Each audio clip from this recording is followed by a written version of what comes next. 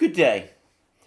There's been much discussion in the media about the effect of the ongoing debacle in Afghanistan on the US's international reputation and whether or not it might embolden other powers such as Russia and China to take advantage of a United States which they both might see in retreat.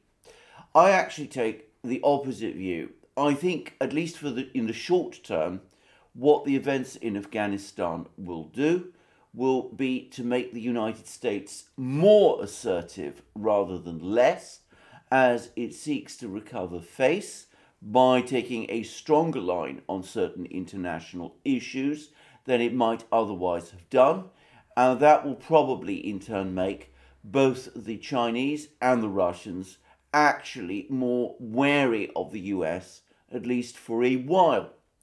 Having said that, the important point to make is that the Chinese and the Russians are now working together, and that perhaps the single most important event this summer, alongside the events in Afghanistan, is the joint exercise that the Chinese and the Russians have held together in northern China.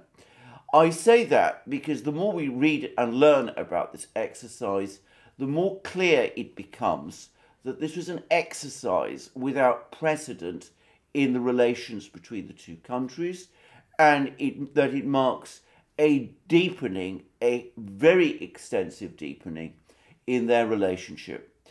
I say that because of what actually took place during the exercise. Firstly, we learned a short time ago that the Chinese and the Russians actually worked and inspected each other's military equipment. The Russian troops actually used Chinese military equipment during the exercise, which of course will have enhanced their understanding of how the Chinese military fights, and which is also the first stage towards achieving interoperability between the two armies. Then we learned that the Chinese stealth fighter jet, the J-20, was participating in the exercise, which would have allowed the Russians extensive information about it. They would have been able to track the J-20, see whether their radars have any effect, any ability to keep track on it, to keep sight on it, and to get a sense of its capabilities, which up to now the Chinese have been extremely careful to keep secret, or at least to keep publicly secret. And now we're learning something else, that the Chinese and the Russians actually created a joint command center for these exercises, not just, it turns out, at the tactical operational level, that is to say, on the part of the troops who were participating in this exercise, but at the strategic level in Moscow and Beijing, at the higher commands, where the two high commands of the two militaries actually apparently worked together and coordinating their actions during these exercises. So what that means in effect is that the Russian command center in Moscow and the Chinese command center in Beijing were both in direct communication and operation, monitoring and directing the exercise from each other's capitals, supplementing the coordination work that was being carried out on the ground by the command center, which would have been created tactically by the troops directly involved in the exercise and their commanders. So this is, in effect, an exercise which brings together the two armed forces of two states, familiarizes each with the equipment of the other and their tactical concepts, but which also is an exercise coordinating joint command and joint cooperation between their defense ministries and their general staffs. This is an extraordinary development. It is something which only allies do. And in fact, We've now had a long article from Global Times which says as much, and I'm going to read it in full. What it says is the following. China-Russia joint drills conclude with live-fire anti-terrorism operation featuring J20. China and Russia on Friday wrapped up the 5-day Zapad Interaction 2021 joint strategic exercises in northwest China with a live-fire phase featuring some of the most advanced weapons in the world and strong saturation firepower that analysts said would be overwhelming to any enemy. The drills displayed not only an strategic level cooperation, but also on tactical and technical levels that China and Russia are no allies, but better than allies, and are capable of tackling jointly regional strategic issues, including terrorism, as well as global challenges brought up by countries like the US. Kicking off the live fire drills and mimicking an anti-terrorism operation, 4 J-20 stealth fighter jets of the Chinese People's Liberation Army Air Force spearheaded an air raid on hostile frontline command centres and air defence observation posts, followed up by another round of attacks by 2 JH-7 fighter bombers. Artillery forces on the ground then simultaneously shot volleys that accurately rained down on targets and kept them in their tracks, and that was when attack helicopters and transport helicopters carrying special operations troops closed in at low altitude and joined the multidirectional attack. In an innovative tactic that was used for the first time, fully loaded Y-20 large transport aircraft airdropped heavy equipment, including airborne assault vehicles, whilst also hosting airborne troops, parachuting simultaneously from 3 hatch doors, greatly increasing the effectiveness of air combat.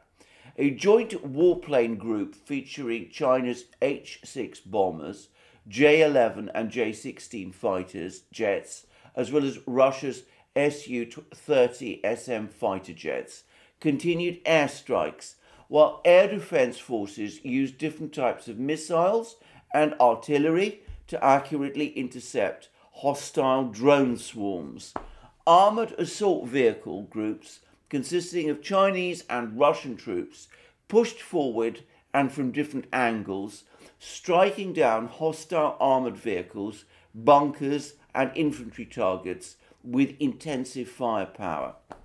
Air Force Aviation Forces, Army Aviation Forces, Ground Armoured Vehicle and Artillery Forces, and Air Defence Forces acted in an area of 6 kilometres long and 7 kilometres deep and launched the attack from 6 different altitudes by taking turns. About 265 tons of munitions were dropped within 45 minutes. 228 rounds of munitions were fired per minute on average, with the peak number being 364 rounds per minute. About 81.6% of weapons and equipment used in the exercise were of new types. More than 10,000 personnel participated, which is themed in the exercise, which is themed jointly safeguarding regional security stability in anti-terrorist combat. Chinese State Councillor and Defense Minister Wei Fenghe and Russian Defense Minister Sergei Shoigu inspected the live-fire drills, held talks, and witnessed the signing of related cooperation documents.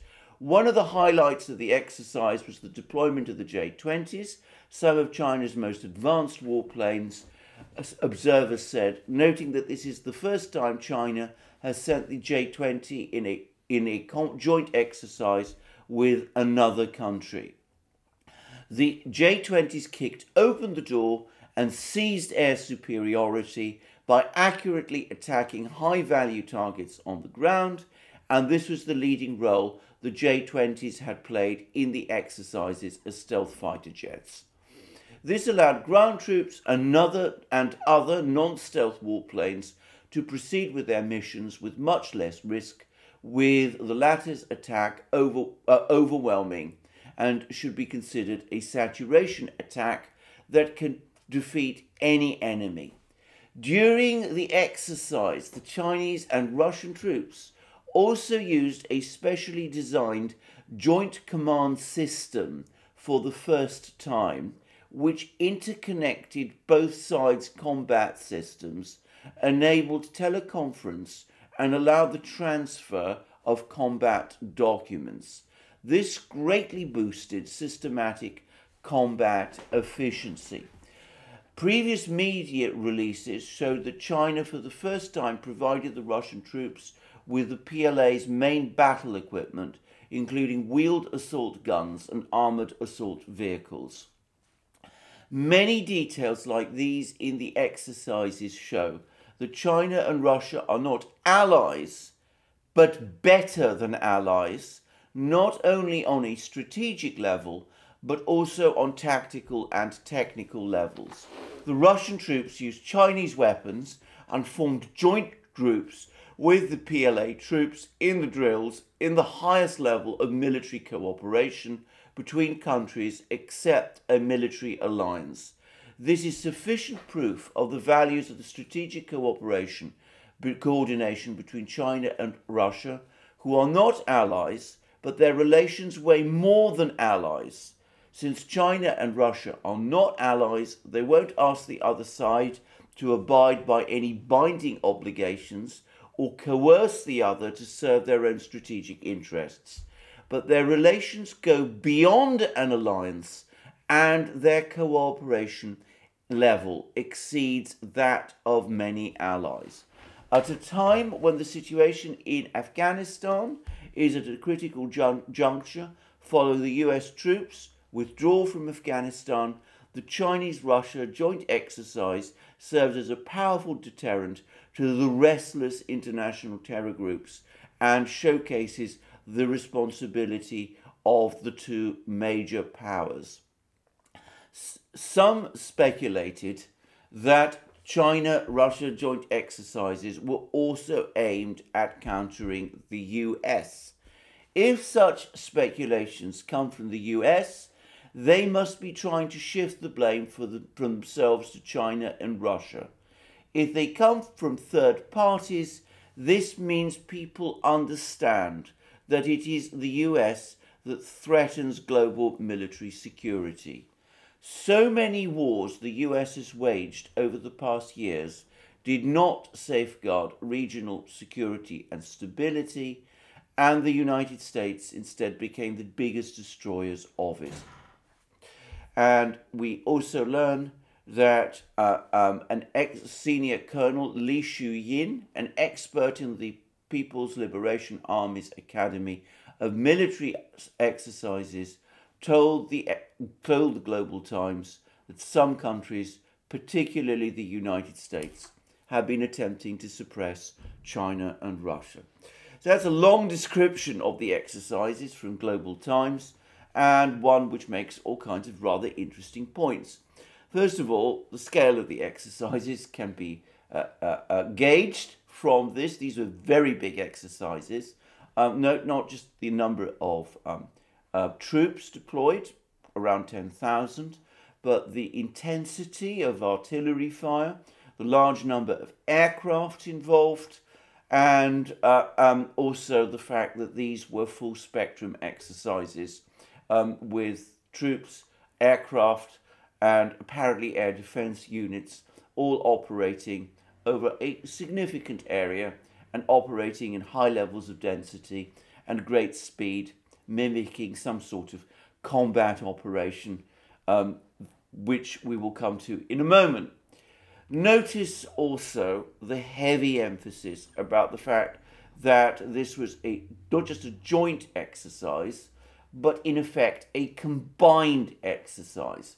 The Russian troops who were involved at least some of them, used Chinese equipment, and a joint Chinese-Russian command center was established, managing and overseeing the exercise, coordinated directly by the headquarters of the two defense ministries in China and Russia.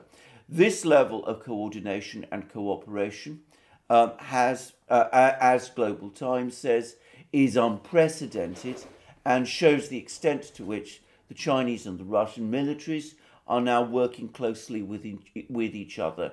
It seems that not only orders and instructions were passed, but also military assessments. We learned that documents were communicated by each side to the other. And by the way, that now shows that there are highly trained translators operating at the command centers of each of the two militaries, enabling rapid communication of documents and information to the other side during an actual combat operation, with, of course, the nature of these translations organized and agreed between the two parties so that this can be done quickly, with each side knowing clearly what the other side is telling it. So that already tells us a great deal. But notice also how the Chinese in this discussion go out of the way to say that China and Russia are not allies, but something better than allies, which is a very remarkable way of saying, in some ways, that they actually are allies. They're actually able to coordinate and operate an operation of this nature together. They're able to combine their forces. They're working towards interoperability of their forces, and they're able to communicate with each other in a seamless fashion, or at least that is the intention in joint military operations. And though we're told that this exercise was an anti-terrorism exercise, the nature of this exercise involving fighter jets, bombers, and by the way, the H-6 bomber, which was also deployed by the Chinese in this exercise, is a medium-ranged strategic bomber. So bombers are not just troops, hardly suggests an anti-terrorist exercise. Rather, it gives the strong impression of being a conventional exercise targeting the forces of a conventional enemy. And who might that enemy potentially be? Well, we learn all about that at the end of this long article. It is, of course, none other than the United States, which is trying to suppress the two countries and which has created so much trouble around the world by waging so many wars around the world. And if the United States feels unhappy about this, well, it only has itself to blame. The precise words used, if such speculations come from the US, they must be trying to shift the blame from themselves to China and Russia. The Chinese and the Russians have had to act like this because the United States has threatened them both, and that has forced the Chinese and the Russians to forge something which is not apparently an alliance, but something which is actually better than an alliance. And if these speculations come from third parties, well, they should understand that this is all because ultimately the United States threatens global military security. In other words, no denial that this exercise is indeed intended to deter the United States, and that it is the US military against whom the Chinese and the Russians are actually exercising, even though they're going through the motions of pretending that it is some sort of terrorist group. So, very impressive exercises, very powerful exercises, with the defense ministers of both countries involved, and the two countries, the armed forces of the two countries, coordinating with each other in a way and to an extent which has never happened before. Now, one thing this long Global Times article doesn't tell us is who actually was the officer in overall charge of this exercise. And that is important because it is fairly clear that this officer, whoever he was acting in the role of a commander with a joint staff acting for him, drawn from the militaries of both countries, China and Russia. This is a polite way of each country making it clear that the two countries are in effect partners and allies, not subordinate to each other in any way. But we, who are realistic people, realize that joint command of this kind during a military exercise cannot be replicated on the battlefield, and I am quite sure that there was in fact a single commander. Now, since this exercise took place in northwest China, I have no doubt at all that it was a Chinese general. So what we have is a very sophisticated exercise involving Chinese troops with a Chinese commander, probably a Russian deputy commander, with a joint Chinese-Russian command post and coordinated by the defense ministries of the two countries, exchanging information and tactical data and indeed documents. A level of cooperation, in fact, that isn't just comparable to those of allies, but which perhaps could be compared to what the Americans and the British achieved when they fought the Germans in the Second World War. I predict also that there will be further exercises of this nature, this time in Russia, and in those exercises, the overall commander of the exercises will be a Russian general with Chinese officers subordinate to him. And in fact, we don't have to make too many guesses that there will be such exercises, because we have been in effect told as much by the Chinese and the Russians themselves. Firstly, Sergei Shoigu, who is the defense minister, the Russian defense minister, we learn from TASS, highly commended the Cebu Interaction 2021 joint Russian-China strategic drills. And we learn from TASS that he noted that the troops' coherent operations and the high professionalism of the participants in the joint maneuvers, and awarded the personnel who had distinguished themselves during the drills. And then we also learn that from TASS that Shoigu made certain further very interesting comments about these exercises. And he said the following: the practice of holding joint operational and combat training maneuvers has become regular for Russia and China. We have reached a high level of interaction of our armed forces on land, in the air and at sea. Building it up is an important direction of further activity. As Shoigu pointed out, more than 2 weeks passed since he met with his Chinese counterpart at a meeting of the defense ministers from the member states of the Shanghai Cooperation Organization held in the capital of Tajikistan, Dushanbe. The Russian defense chief thanked Wei Fenghe for the invitation to visit China and the opportunity to observe together the active phase of the joint operational and strategic exercises. We have held this event on the territory of China with the participation of the Russian contingent for the first time, which has become a logical follow-up of our joint work that commenced in the course of the Vostok 2018 maneuvers of troops and forces, the Center 2019 and Kavkaz 2020 strategic command and staff drills. And the Russian and Chinese armed forces have also been participating in peace mission multilateral counter-terrorism drills for many years, annually carry out joint air patrols by long-range aircraft of both countries, and conduct joint sea naval maneuvers. Now, Shoigu is being a little disingenuous here, because the practice of China and Russia carrying out joint air patrols by long-range aircraft actually commenced last year, and that was also a major upgrade, as was the fact that they now conduct joint sea naval maneuvers in the northern waters of the Northeast Pacific.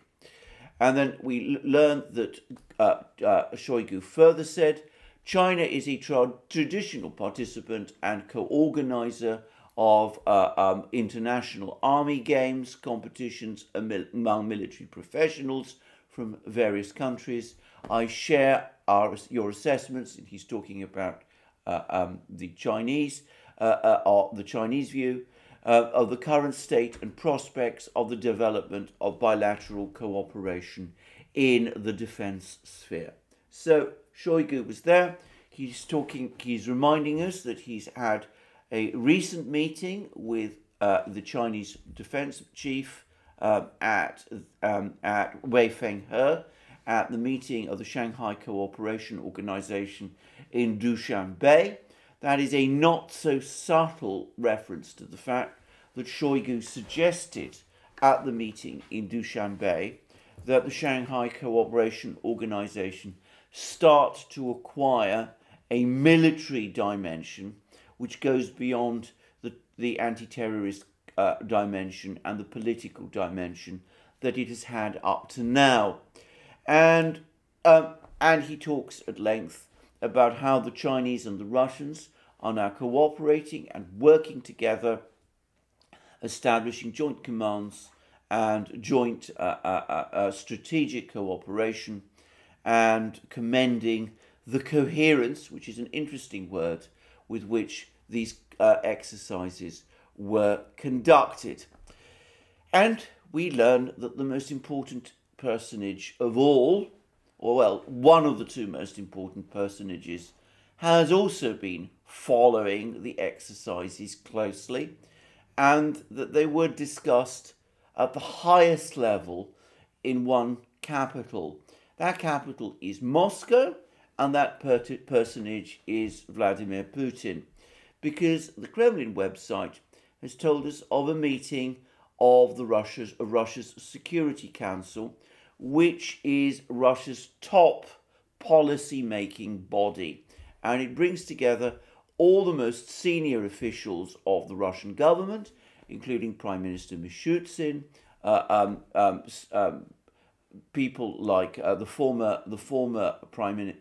president Dmitry Medvedev, Nikolai Patrushev, and of course people like Lavrov and Shoigu, who attended the meeting presumably directly after he returned from China, because this meeting was held the following day. And the Kremlin website has provided, as always, this time extremely short readout of what was discussed in that meeting. And in fact, what we have are Putin's introductory words, and they read as follows. Colleagues, good afternoon. Today we are scheduled to discuss international cooperation in defense and security. We have agreed that it is impossible to effectively resolve certain problems in this area alone, and that we need to join forces with our partners in order to ensure our security as well as theirs. So, this is Shoigu returning to Moscow, reporting to Putin and the other Russian political and defense chiefs on the conduct of the exercises, and discussing how these progressed and how these panned out, and of the level of cooperation now achieved by the Chinese.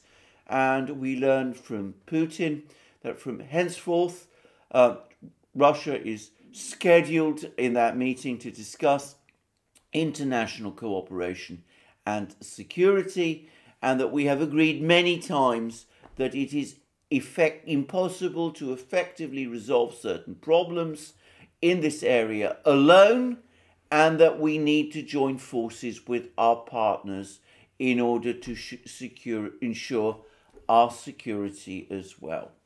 So Russia needs to have this partnership with China, needs to work closely with China. It cannot deal with all its problems alone. It must work with partners. China is obviously the one, and that ensures Russia's security as well, incidentally, as China's too. So, and I'm fairly sure that an identical meeting has been taking place, chaired by Xi Jinping in Beijing. So here we are, not just an alliance, but something better than an alliance, one coordinating and, in effect, unifying at the strategic cooperation level the two armed forces, ironing out issues at the strategic level, the political level, and the tactical combat operation level, enabling each side to achieve interoperability with the other, learning about each other's weapons and how they're used, and at the same time exchanging secret information about each other's technologies. This is not just an alliance, it is a military bloc which is emerging.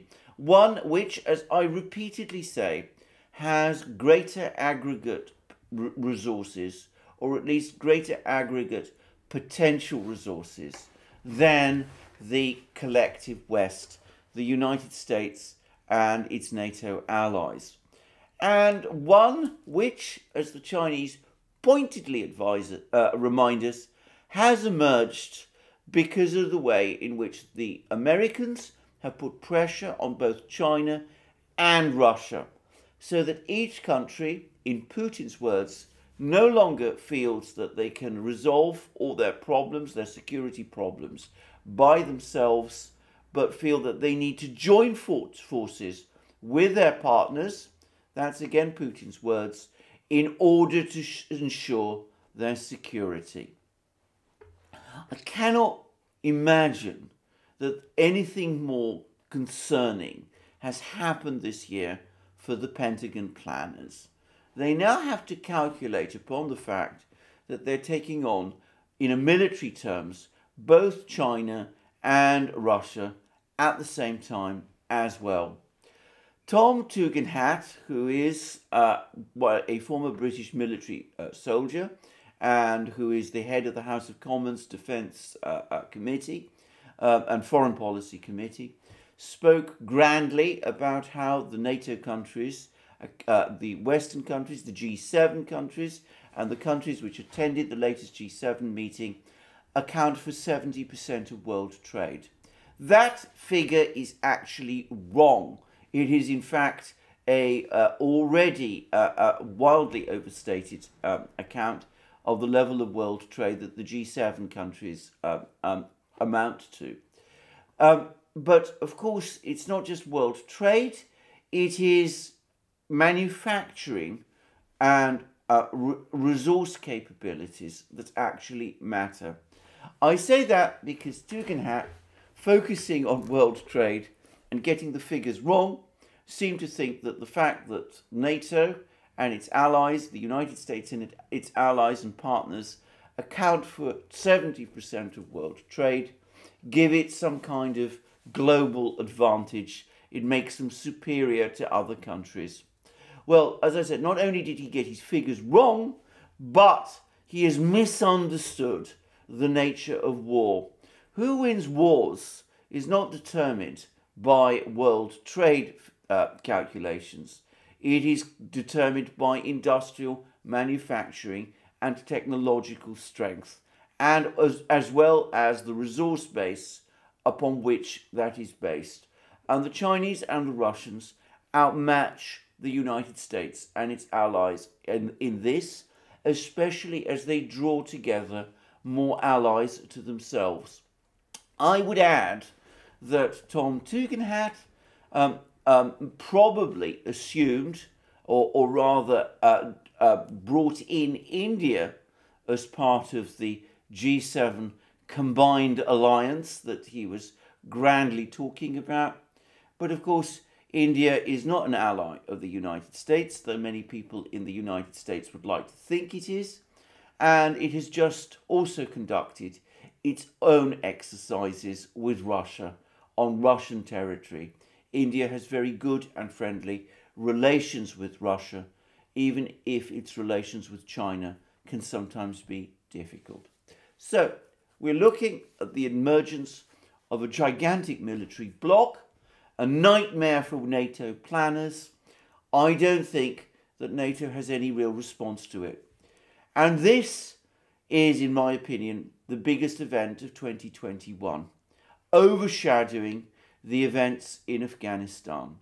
It is the emergence today of a rival military, economic, political power centre in Eurasia, one which potentially has the ability to challenge the United States across the full spectrum, economic, diplomatic, political and military, something which the Soviet Union and its allies were unable to do, and which can challenge the United States simultaneously in Europe and the Pacific as well. If Iran joins into this system, which is now looking increasingly probable, then of course the United States also faces a challenge in the Middle East too. The neocons, as I have said, have achieved all of this, all of their plans to destabilize, contain China, achieve regime change in Russia, achieve regime change in Iran. All that they have managed to do is to create this mighty force which now counterbalances that of the United States. A less successful diplomacy, foreign policy, I cannot imagine, but there it is. Thank you very much for joining me for this program today. I look forward to you joining me in future programs on this channel. I also look forward to you joining me in other programs that we do on our main channel, the Duran, Alex Christoforou, my colleague, and I. And also remember to check out Alex's channel. You'll find links under this video. Please also remember to check out our new platforms, BitChute, Library, SuperU, the new free speech platform, and also this new giant platform that's now emerging, which brings together Rumble and Locals.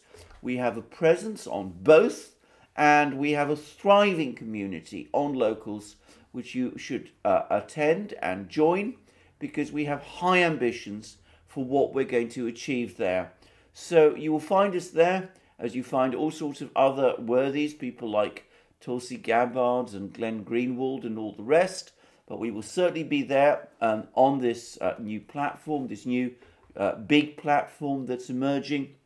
And you need to look us up both on Rumble and Locals, and especially on Locals, where we have great ambitions for what we're going to do, and where I will soon be starting my own live streams and interacting with you directly.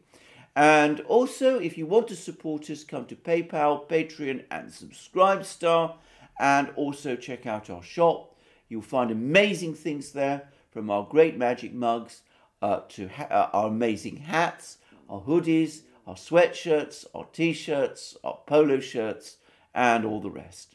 And thank you for joining me for this program today. And as I said, I hope you will join me in future programs on this channel, as well as on our other channel and on our other platforms. And have a wonderful day until then. And please, before you go, press the like button to this video, and remember to check your subscription to this channel. And have a wonderful day.